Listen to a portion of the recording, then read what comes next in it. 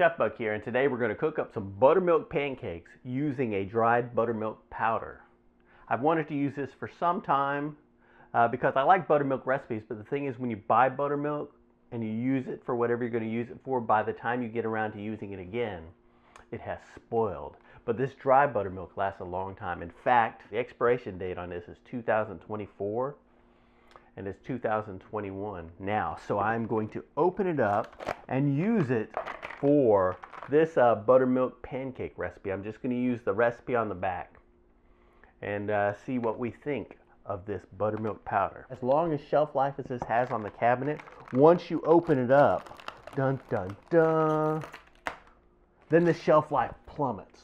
Now it's only good for about a year. I don't know how long it's good for, but it's not good till 2024. And now I have to keep it refrigerated. Once I open it, I need to refrigerate it. So that's kind of a drawback. It's still going to take up space in the fridge like regular buttermilk, but it will be ready. Spoiled. Yeah, it'll be ready next time I need it for another buttermilk recipe.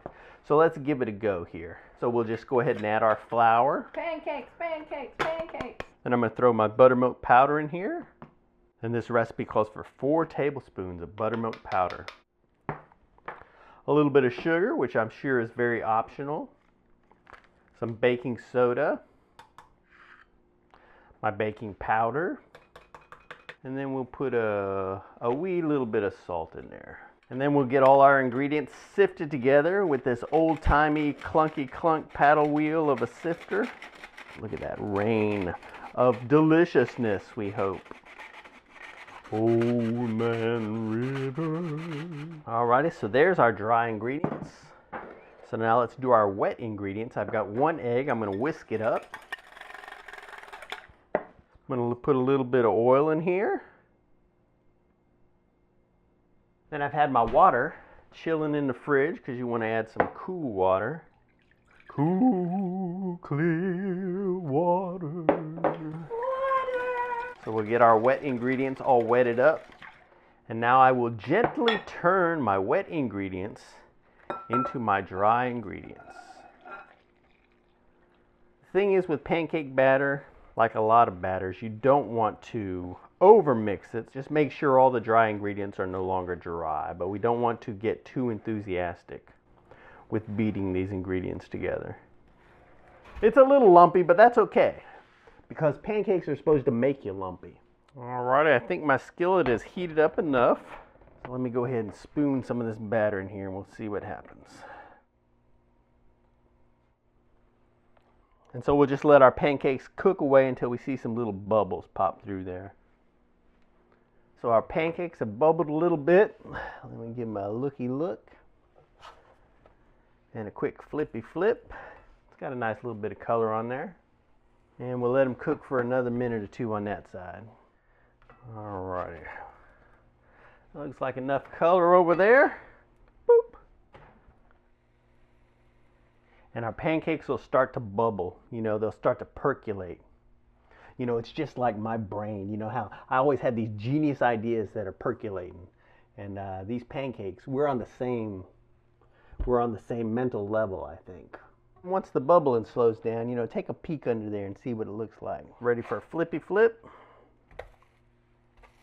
Now this is not how your pancakes are supposed to look. That's because I added this batter before the skillet had a chance to return to a good temperature.